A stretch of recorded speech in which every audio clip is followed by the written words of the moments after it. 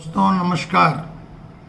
आज के समाचार पत्रों में भी अधिकतर खबरें कश्मीर से जुड़ी हुई हैं, लेकिन अलग अलग तरीके से उनकी व्याख्या है और बहुत महत्वपूर्ण है कि मैं आपके साथ चर्चा करूं। प्रधानमंत्री कल बिहार गए थे और बिहार में उन्होंने कहा है कि कल्पना से बड़ी सज़ा देंगे। सुब्रमण्यम स्वामी ने इस पर ट्वीट किया है कि भाई ये बात आपको कश्मीर जाकर कहनी चाहिए थी, न कि बिहार में नीतीश कुमार के साथ चुगलबाजियाँ अटखेलियाँ और हंसी ठट्ठे करते हुए एक सभा में कहनी चाहिए थी। ऐसा नहीं करना चाहिए था। और सुब्रमण्यम स्वामी ने तो अमित शाह को बर्खास्त करने की भी ट्वीट में मांग की है और प्रधानमंत्री मोदी के इस्तीफे की भी मांग की है। खैर, वो उनकी भारतीय जनता पार्टी के नेता हैं, उनके बीच का मसला है। मैं इस बारे में कोई टिप्पणी नहीं करना चाहता, क्योंकि अभी देश के सामने बहुत बड़े विषय हैं, ये राजनीति का समय नहीं है। हाँ, कपिल सिब्बल ने एक लंबा बयान वीडियो के थ्रू जारी किया है, जो ANI ने छापा है, कि भाई संसद का विशेष अधिवेशन बुलाया जाना चाहिए। चूँकि पूरा विपक्ष सरकार के पीछे खड़ा है, तो इस अवसर का लाभ सरकार को भी उठाना चाहिए और विपक्ष की शक्ति का उपयोग करते हुए सबके विचार सुनने चाहिए और एक ऑल पार्टी डेलीगेशन विश्व के विभिन्न देशों में एक ओपिनियन मेकिंग के लिए भेजना चाहिए। अच्छा सुझाव है, और अगर सरकार तक ये पहुंचता है और कांग्रेस पार्टी भी इस पे कोई बात कहती है हमारी, तो देखते हैं आगे क्या होता है। पाकिस्तान ने भी परसों जो CCS ने निर्णय लिए 5, उनके जवाब में 7 निर्णय लिए हैं, जिसमें 3-4 प्रमुख हैं। एक तो उन्होंने शिमला समझौता निलंबित कर दिया है। उसको मैं नहीं समझता कि कोई विशेष महत्वपूर्ण है, क्योंकि शिमला समझौते की सबसे बड़ी जो शर्त थी, क्लॉज था, वो ये था कि दोनों देश जो युद्ध विराम रेखा है, युद्ध जिस स्थिति में विराम हुआ वो LOC बन गई, लाइन ऑफ कंट्रोल, उसका सम्मान करेंगे और वहाँ शांति बनाए रखेंगे। लाइन ऑफ कंट्रोल का तो 1990 से लेके आज तक कभी पाकिस्तान ने सम्मान किया ही नहीं। हाँ ठीक है, शुरू के वर्षों में कोई डिस्टर्बेंस नहीं था, बहुत शांति थी, लेकिन 1990 से जब से इंसर्जेंसी बढ़ी है और पाकिस्तान समर्थित आतंकवाद बढ़ता गया है, तब से वो शिमला समझौते की उस शर्त का तो पालन पाकिस्तान कर ही नहीं रहा है। दूसरा, उन्होंने व्यापार निलंबित कर दिया है। तीसरा, उन्होंने पाकिस्तान एयर स्पेस जो है वहाँ से भारतीय विमानों को उड़ने पे रोक लगा दी है। तो अब उन्होंने जिस तरह की बात मुनीर ने कही थी, ये उकसाने वाली बातें हैं। अब इसका क्या असर पड़ेगा, ये दोनों देशों की जो कूटनीतिज्ञ हैं उनके विचार का विषय है। हमारी ओपिनियन से इस पर कोई विशेष अंतर पड़ने वाला नहीं है, और इस तरह की ओपिनियंस सार्वजनिक रूप से एक सामान्य नागरिक को देनी नहीं चाहिए। राष्ट्रपति से गृह मंत्री और विदेश मंत्री मिले हैं। राष्ट्रपति को रिपोर्ट दी होगी, निश्चित रूप से औपचारिक रूप से रिपोर्ट देना उनका फ़र्ज है।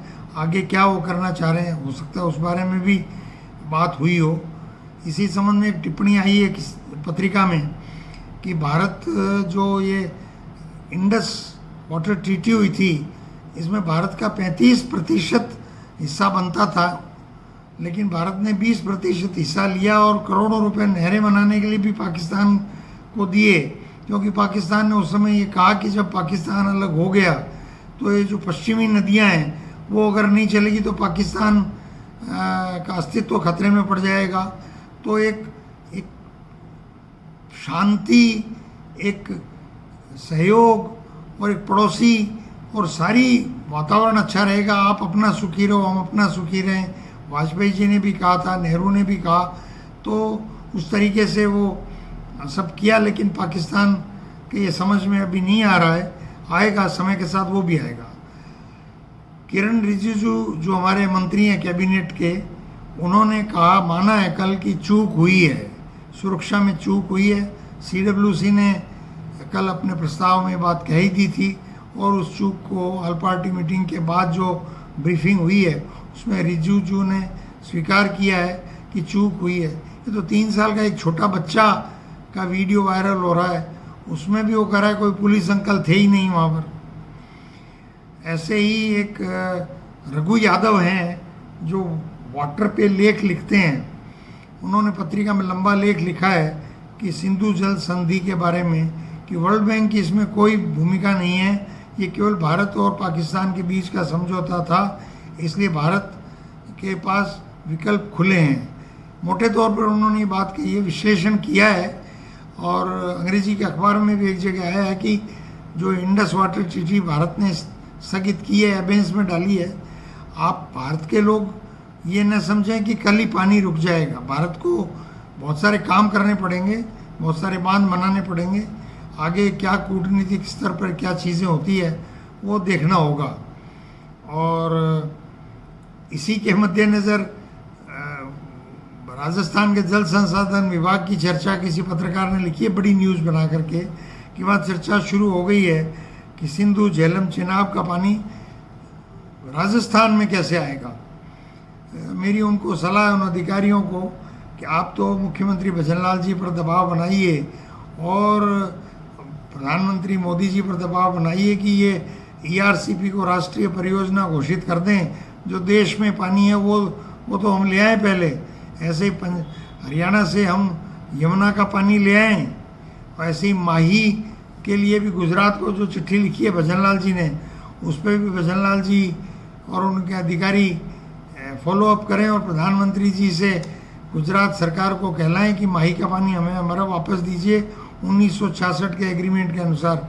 ये पानी अगर आ जाता है, इससे पहले तो आपके पास कश्मीर का पानी आने से रहा, वो जब आ जाएगा तो अच्छी बात है, खूब फसलें लहलाएगी, हम सभी की आर्थिक समृद्धि होगी, हमें बहुत खुशी होगी।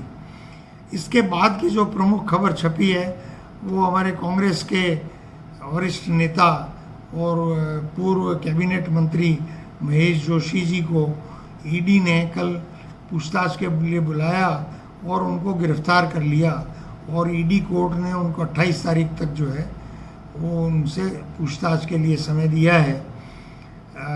बड़ी अफसोसजनक खबर है, क्योंकि पहले सुप्रीम कोर्ट ने कुछ कहा था कि भाई मंत्री के खिलाफ कोई मामला नहीं बनता है, इसलिए वो अन्य जो उनके कथित रूप से महेश जोशी जी के मित्र थे उनको जमानत मिल गई।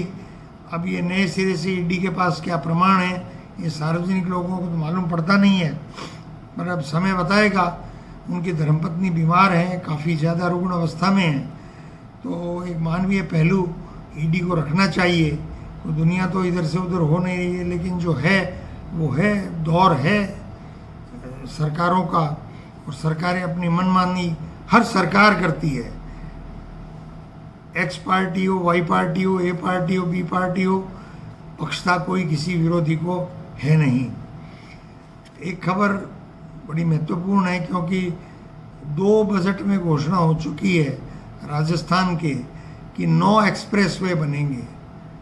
अब पिछले साल घोषणा हुई, इस साल DPR के लिए इतना पैसा मिलेगा, तो साल भर में आपने DPR नहीं बनवाई, अब DPR बन रही होगी, तो उसकी फंडिंग के लिए फिर किसी को भेजोगे आप, तो इस कार्यकाल में वो एक्सप्रेसवे पूरे हो जाएंगे, इसकी संभावनाएं कम हैं। ये अखबार चेता रहा है भजनलाल जी की सरकार को।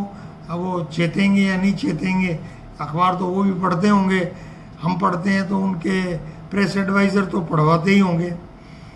बड़ी बराबर की ये बड़ी खबर है सभी अखबारों में कि सीकर के एक NSUI के जिलाध्यक्ष हैं, उनको वहाँ की पुलिस ने, मुख्यमंत्री भजनलाल जी जब गए थे तो उन्होंने कोई काले कपड़े दिखाए थे, तो उसको लेकर के कुछ शायद वो गाड़ी के नज़दीक पहुँच गया, क्या हुआ क्या नहीं हुआ पूरा वाकया, वो उसको गिरफ्तार कर लिया। गिरफ्तार करके उसको पुलिस कस्टडी में भी ले लिया। तो इसलिए डोटासरा जी सीकर के रहने वाले भी हैं, और उन्होंने और जूली जी ने कुछ विधायकों के साथ जाकर के DGP UR साहू से मुलाकात की है, और SP को भी टेलीफोन पे डोटासरा जी ने काफ़ी वो कड़े शब्दों में बात कही है। अब उसमें आगे क्या पुलिस एक्शन लेती है ये तो आने वाला समय बताएगा। कांग्रेस के लोग अपना प्रदर्शन और अपना विरोध जताते हैं, वो विपक्ष में रहते हुए उनका दायित्व है। 2 साल में 28,000 स्टार्टअप पे ताला लग गया। ये अंग्रेजी अखबार की खबर है, हिंदी के अखबार में भी है। और ये नरेंद्र मोदी की जो आर्थिक नीतियां हैं उनका ये फ्लॉप शो है। और मैं समझता हूँ कि बेरोजगारी को भी बढ़ाने वाला है। सरकार को इकोनॉमिक पॉलिसी पे गहराई से सोचना होगा, अन्यथा ये चिंताएं बढ़ती जाएगी। भारत और अमेरिका के बीच में तेज़ी से ट्रेड एग्रीमेंट की वार्तालाप के दौर चल रहे हैं और ऐसी संभावना व्यक्त हुई है कि ये टैरिफ वेरिफ का जो चल रहे हैं उसके इधर भारत और अमेरिका के बीच में सीधे व्यापार के समझौते होने वाले हैं। देखते हैं समझौते की शर्तें क्या होती है, क्योंकि ट्रम्प भी बहुत बड़े नेगोशिएटर हैं, वो नाप तोल करते हैं। अब वो सामने आएगा तो पता चलेगा कि क्या टिप्पणी बनती है। संघ के जो सरसंघ चालक हैं आरएसएस के, उन्होंने बयान दिया, सार्वजनिक रूप से हेडलाइन में छपा है कि जब शक्ति संपन्न देश हो जाए तो ज़रूरत पड़ने पर शक्ति संपन्न होने को दिखाओ भी। देखते हैं इस बात को मोदी जी कितना सुनते हैं, समझते हैं। राहुल गांधी जी ने तो कल ऑल पार्टी मीटिंग में स्पष्ट कह दिया कि हम सरकार के हर मजबूत कदम के पीछे खड़े हैं। पाकिस्तान का जो रवैया है उसकी भी एक खबर बीकानेर से रिलेटेड यहाँ छपी है कि खाजूवाला के पास बहावलपुर है, बहावलपुर उधर बॉर्डर पे खाजूवाला के उस तरफ है, बड़ा ज़िला है, वहाँ 4 ट्रेनिंग कैंप चल रहे हैं आतंकवादियों के। तो भारत सरकार को सभी जगह आतंकवाद के जो कैंप लगे हुए हैं उनको नेस्तनाबूद करने पे काम करना चाहिए। हनुमान बेनीवाल ने एक प्रेस कॉन्फ्रेंस करके तरह तरह के बयान दिए थे। पायलट साहब के बारे में दिए गए बयान पे तो मैं फेसबुक ट्विटर पे अपना बयान जारी कर चुका हूँ, लेकिन उन्होंने ऐसा ही भर्ती रद्द करने के लिए आंदोलन चलाने की घोषणा की है। मैं समझता हूँ ये तो ज़रूरी है कि सब इंस्पेक्टर के जिस तरह के कारनामे आए हैं, और उन्होंने नाम लिया है राज्य मंत्री के बिश्नोई और सीएमओ में पदस्थापित एक आईएएस का। तो अगर इतनी गंभीर बात है और सरकार की तरफ से कोई वापस जवाब नहीं आ रहा है, ये और भी चिंता की बात है। और भाजपा सरकारों में ये देखा जा रहा है कि वो जवाब किसी सवाल का देते ही नहीं है, जैसे कोई चिकने खड़े होते हैं। सेंट्रल वाटर कमीशन ने गंगानगर के गंगनहर क्षेत्र से जुड़े हुए किसानों के, गंगनहर क्षेत्र वहाँ गंगानगर, पद्मपुर, करणपुर, रायसिंह नगर, विजयनगर के काफ़ी सारे इलाके जो हैं वो 5-6 तहसीलों में गंगा नहर का पानी जाता है और बहुत अच्छी पैदावार होती है, लाखों किसान हैं वहाँ पर। तो उनके लिए एक जीवनदायिनी है फिरोजपुर फीडर, वहाँ से गंगा कैनाल को पानी आता है। फिरोजपुर फीडर जो है उसकी क्षतिग्रस्त स्थिति है, क्योंकि वो 1927 में नहर बनी थी, बीच बीच में रिपेयर हुई है, पर फिरोजपुर फीडर का पुनर्निर्माण होने से पानी के लॉसेस कम हो जाएंगे। तो पंजाब से पानी जितना छोड़ेंगे उसके लॉसेस कम होने से पूरा पानी यहाँ पहुँचेगा गंगानगर में, और उसके लिए 647 करोड़ रुपए CWC ने क्लियरेंस दी है। अब भारत सरकार कितना उसमें सहयोग करती है ये आने वाले समय में पता चलेगा। राहुल गांधी जी विदेश यात्रा से लौटने के बाद CWC में और ऑल पार्टी मीटिंग में भाग लेने के बाद आज कश्मीर में जो वहाँ घायल नागरिक हैं, टूरिस्ट हैं, उनसे मिलने गए हैं। और वहाँ थल सेना अध्यक्ष भी आज वहाँ गए हुए हैं श्रीनगर। ये सब गतिविधियाँ तो अब चलेंगी ही। रिफाइनरी की भी खबर आई है कि 3-4 महीने में इसका उद्घाटन संभावित है, और अगर अखबार कह रहा है कि 75,000 करोड़ रुपए के इन्वेस्टमेंट के बाद ये फुल चालू हो जाएगी तो 150 करोड़ रुपए रोज़ाना की इनकम होगी राज्य सरकार को।